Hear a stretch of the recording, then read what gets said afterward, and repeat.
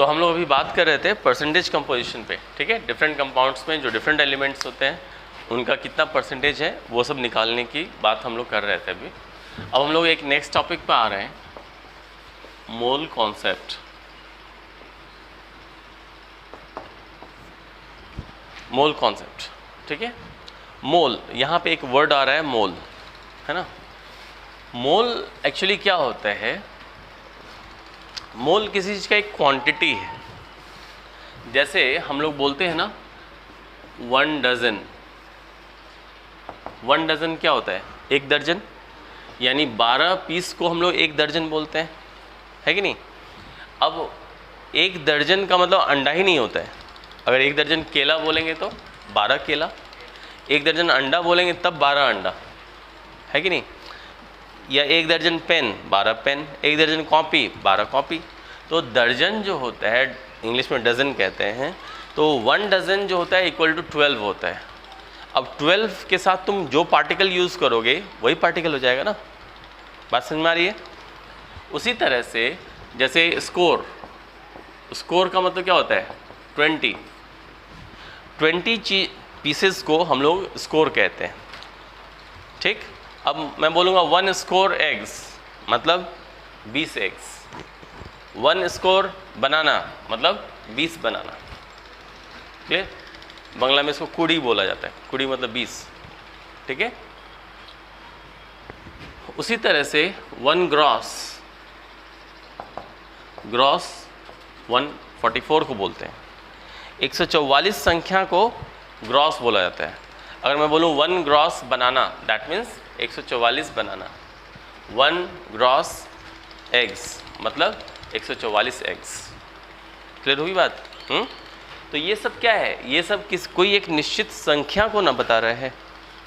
उसी तरह से 1 मोल होता है, जैसे ये है वैसे ही 1 मोल हुआ। जैसे ये सब कोई एक निश्चित संख्या को बता रहा है, तो वैसे ही 1 मोल भी जो है एक निश्चित कोई संख्या है ना। और वो संख्या है 6.022 इंटू 10 पावर 23। अब अगर मैं बोलूँ 1 मोल के साथ जो बोलूँगा इतना, इस नंबर का एक्चुअली पता किए थे एवोगैड्रो, एक साइंटिस्ट थे वो, इसलिए नाम हो गया एवोगैड्रो नंबर, ठीक है। इस नंबर को हम लोग बोलते हैं एवोगैड्रोस नंबर, ठीक है। और इसको हम लोग ऐसे लिखते हैं, नंबर हो गया और ए मतलब एवोगैड्रो हो गया, ठीक है। एवोगैड्रो नंबर एक निश्चित संख्या को बोला जाता है। जैसे ये सब एक संख्या हुआ ना, वैसे ही अब मैं अगर बोलूँगा 1 मोल बनाना तो इतना केला, 1 मोल आम तो इतना आम, ठीक है। आ रही बात समझ में। तो 1 मोल जो होता है वो क्या होता है, कई बार स्टूडेंट्स मोल वर्ड से बहुत डरते हैं, बोलते हैं मोल कॉन्सेप्ट, या डरते हैं कुछ। तो मोल बस एक संख्या है और क्या है, जैसे बाकी है वैसे ये है, ठीक है। तो 1 मोल, अब जिस चीज़ का हम 1 मोल बोलेंगे वो उतना संख्या होगा उसका। अब केमिस्ट्री में हम लोग बनाना और केला तो नहीं करते। अब केमिस्ट्री में जैसे एटम बोलते हैं, बोलेंगे 1 मोल एटम्स, इसका मतलब इतना एटम्स। बोलेंगे 1 मोल मॉलिक्यूल्स तो इतना मॉलिक्यूल्स, ठीक है। 1 मोल इलेक्ट्रॉन्स का मतलब एवोगैड्रो नंबर इलेक्ट्रॉन्स। आई बात समझ में। 1 मोल प्रोटॉन तो इतना प्रोटॉन, कहने का मतलब 1 मोल के साथ जो बोलेंगे यानी उसका इतना संख्या है, सिंपल, क्या, ठीक है, समझ में आ रही बात। तो जैसे कि हम लोग अगर डिफाइन करना चाहें मोल को तो कैसे कर सकते हैं।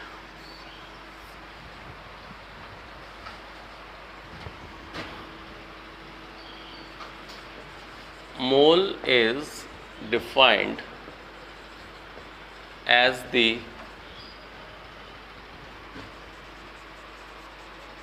amount of substance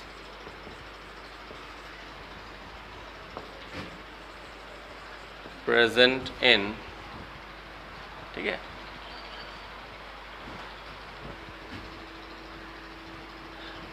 एक Mole is defined as the amount of substance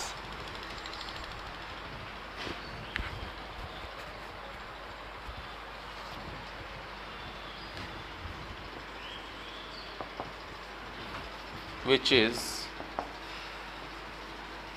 equal to the number of particles or entities, एक ही बात है, particles or entities present in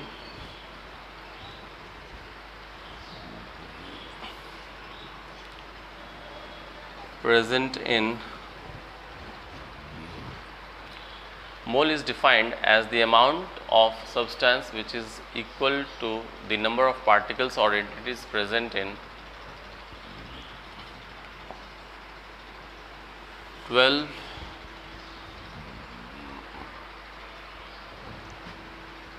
gram of carbon 12 atom. Carbon 12 बताए थे, आइसोटोप्स थोड़ा सा बताए थे। कार्बन का 2 आइसोटोप्स होता है, कार्बन 12 और कार्बन 14। तो कार्बन 12 कॉमनली यूज़ होता है। तो कहने का मतलब कार्बन 12 जो है उसका 12 ग्राम में जितना एटम्स है उतने के बराबर मोल कहलाता है। ठीक है, यानी कि कहने का मतलब ये हुआ कि 12 कार्बन 12 एटम का 12 ग्राम जो लेंगे उसमें टोटल जितने पार्टिकल्स होंगे वही जो है वो 1 मोल कहलाता है। अब अगर हम लोग ऐसे देखें तो जैसे देखिए, इसको मैं थोड़ा सा मिटा देता हूँ।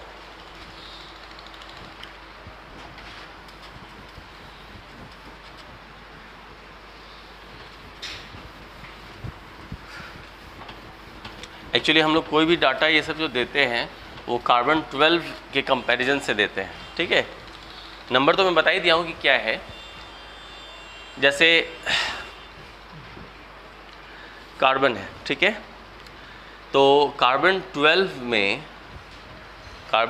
में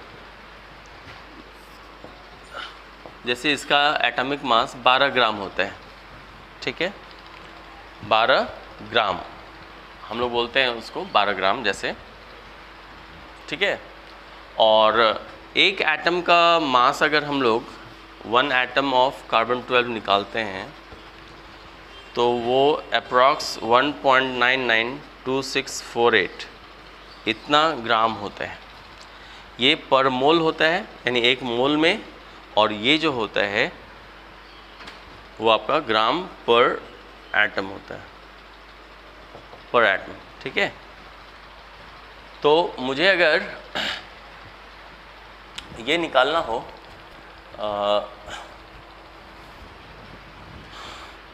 तो हम लोग एक रेशियो जैसे निकाल सकते हैं। यहाँ पे ये जो है ना 12 ग्राम पर मोल बाय 1.992648 इतना ग्राम पर एटम, ये जैसे।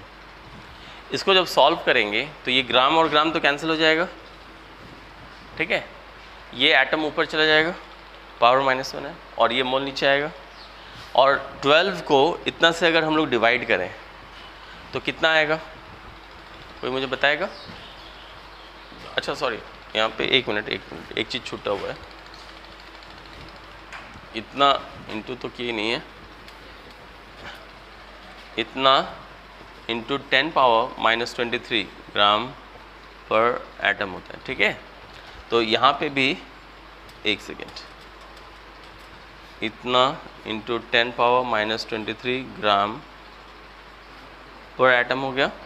तो देखिए ग्राम ग्राम कैंसिल, तो ये 10 का पावर 23 तो ऊपर चला जाएगा, है ना, तो 10 का पावर 23 ऊपर चला गया।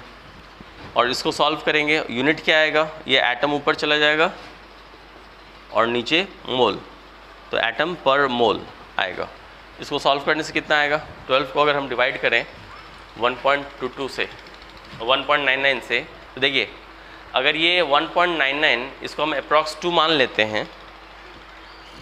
ठीक है, ध्यान देना इधर, 1.99 को अगर हम अप्रॉक्स 2 मान लेते हैं तो 2 से ये 6 टाइम्स कट जाएगा, तो अगर 2 रहता तो 6 आता वहाँ पे, लेकिन ये 2 नहीं है, 2 से क्या है, कम है। तो अगर किसी फ्रैक्शन में डिनोमिनेटर यानी नीचे वाला कम होता है तो उस फ्रैक्शन का वैल्यू बढ़ जाता है कि नहीं, बढ़ता है ना। नीचे अगर जितना कम रहेगा संख्या तो वो फ्रैक्शन का वैल्यू ज़्यादा होता है। तो अगर 2 रहता तो 6 आता है, तो 2 से थोड़ा ही सा कम है तो 6 से थोड़ा सा ज़्यादा हो जाएगा। तो वो जो नंबर यहाँ पे संख्या आता है वो अप्रॉक्स में 6.022 आता है, 6 से थोड़ा सा ज़्यादा हो गया। तो ये जो नंबर है इसी को हम लोग एवोगैड्रो नंबर कहते हैं, जो अभी हम लोग देखे भी है ना, ठीक है।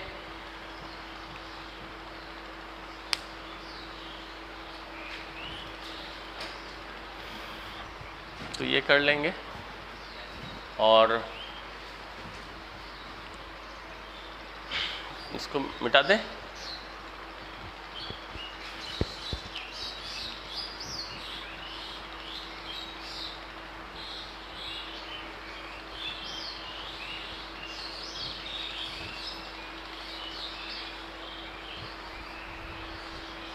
इसको मिटा देते हैं, वीडियो में तो दिख ही जाएगा बाद में, है ना।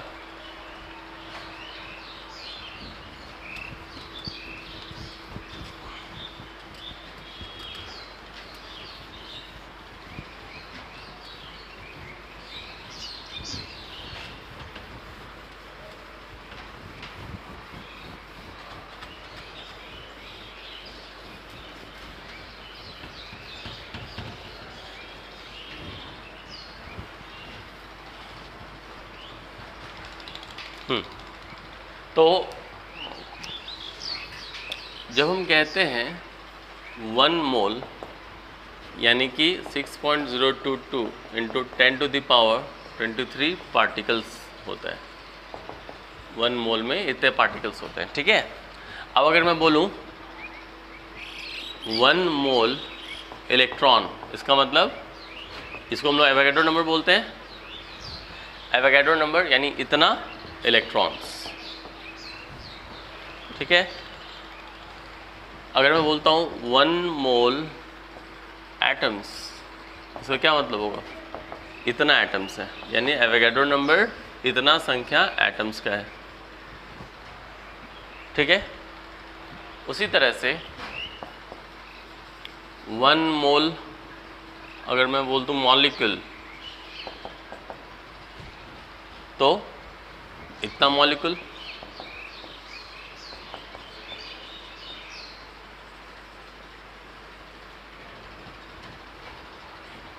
ठीक है। जो भी बोलेंगे मोल के साथ उतना संख्या वो बताता है। अभी जैसे मैं समझा ही रहा था ये सब बात, ठीक है, इस तरह से होता है ना। तो ये मोल के बारे में था, ठीक है। एक वर्ड आता है जिसको हम बोलते हैं मोलर मास। मोलर मास का क्या मतलब हुआ,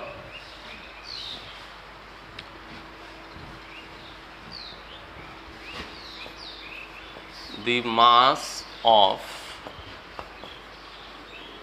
1 mole molecules, ठीक है।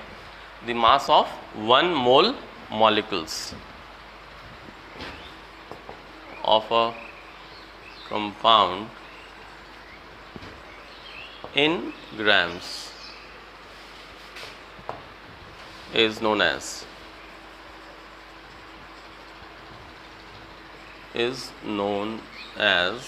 molar mass, ठीक है। यानी कि किसी चीज़ जो हम लोग मॉलिक्यूलर मास निकाल रहे थे ना अभी, एक तरह से वही हुआ मोलर मास, लेकिन एक मोल की बात करते हैं।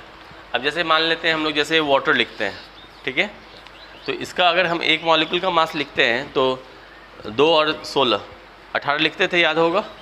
तो यहाँ पे ग्राम सिर्फ लिख दिए, और अगर हमको मोलर मास निकालना है तो ग्राम पर मोल कर दिए, ऐसे नहीं, ग्राम पर मोल। इसका क्या मतलब हुआ, इतना ग्राम 1 मोल में है, और 1 मोल का मतलब समझ ही गए, ये क्या है, वाटर का एक मॉलिक्यूल लिखा हुआ है, पर मोल बोल दिए। अब 1 मोल में एवोगैड्रो नंबर मॉलिक्यूल्स होता है, तो ये जो मास हुआ वो क्या हुआ, एवोगैड्रो नंबर मॉलिक्यूल्स का मास हुआ। यानी ये जो मास हुआ वो क्या हुआ, मास ऑफ 6.022 इंटू 10⁻23, इतना मॉलिक्यूल्स का मास हुआ वो। समझे? कोई डाउट है? इतना मॉलिक्यूल्स का मास है वो, है ना। उसी तरह से किसी भी चीज़ का अगर हम लोग बोलते हैं, ठीक है, वैसे ही कर लेना है। कोई भी चीज़ का अगर मान लेते हैं सपोज CO2 जैसे लिखे, ठीक, तो CO2 में हम लोग निकाल चुके थे इसका एक मॉलिक्यूल का मास 44 ग्राम लिखे थे ना। मोलर मास इसका होता है इतना ग्राम पर मोल, ठीक है, 44 ग्राम पर मोल। तो इसका क्या मतलब हो जाएगा कि ये जो है वो इतने मॉलिक्यूल्स का मास है। कार्बन डाइऑक्साइड का 6.022 मास ऑफ 6.022 इंटू 10⁻23 मॉलिक्यूल्स। समझे? इस तरह से अगर हम लोग एटॉमिक मास किसी का लिखते हैं, ठीक है, जैसे ऑक्सीजन का एटॉमिक मास लिखते हैं 16, इसका क्या मतलब हुआ कि वो एवोगैड्रो नंबर ऑफ एटम्स का मास है 16। अब जैसे यहाँ से वाटर का लिखे इतना, यानी कि इतने मॉलिक्यूल का मास कितना है 18 ग्राम। अगर मैं आपसे ये पूछता हूँ कि वाटर का एक मॉलिक्यूल का मास कितना होगा,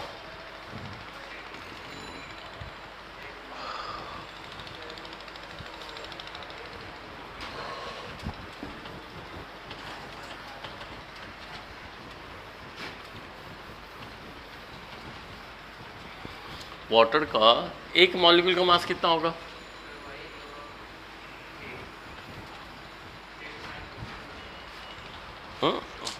हाँ, देखो जैसे यहाँ पे क्या लिखा हुआ है,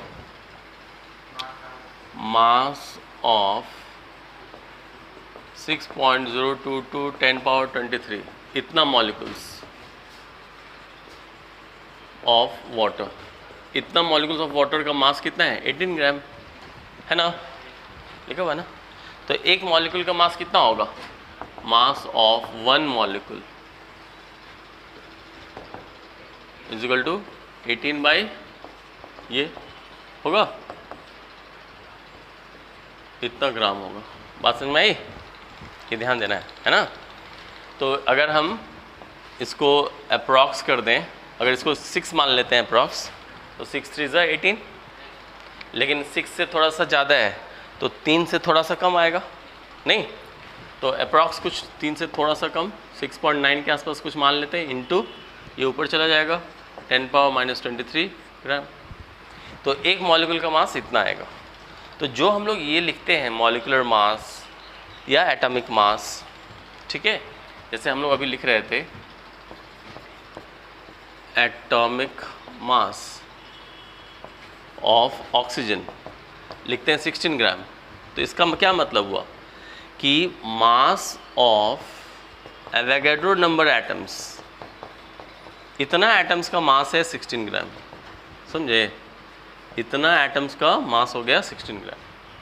तो मास ऑफ 1 एटम, एक एटम का कितना हो जाएगा 16 बाई ये, नहीं ये हो जाएगा, ठीक है, इतना ग्राम। क्लियर हो रहा है? तो जो हम लोग एटॉमिक मास बोलते हैं वो एक्चुअली एवोगैड्रो नंबर एटम का मास है। जो हम लोग मॉलिक्यूलर मास बोलते हैं वो एवोगैड्रो नंबर मॉलिक्यूल्स का उतना मास है। तो एक मॉलिक्यूल का बोलेगा तो निकाल सकते हैं, एक एटम का बोलेगा तो निकाल सकते हैं, ठीक है। तो मास ऑफ इतना एटम इतना ग्राम, तो एक एटम का मास कितना हो जाएगा, तो 16 बाई इसको डिवाइड कर दिए, जो भी अप्रॉक्स में लिख सकते हैं हम लोग वैल्यू, इसको अप्रॉक्स 6 मान लेते हैं, तो 6 2 ज़ा 12, है ना, 4 6 है ना, 6 2 ज़ा 12, बच कितना गया 4 40, तो 6 6 ज़ा 36, अप्रॉक्स उतना ही आ जाएगा, लेकिन उससे थोड़ा कम 6.6 लगभग ले लेते हैं, बाकी छोड़ देते हैं तो थोड़ा कम हो जाएगा वैल्यू, और ये ऊपर चला जाएगा 10⁻23 ग्राम।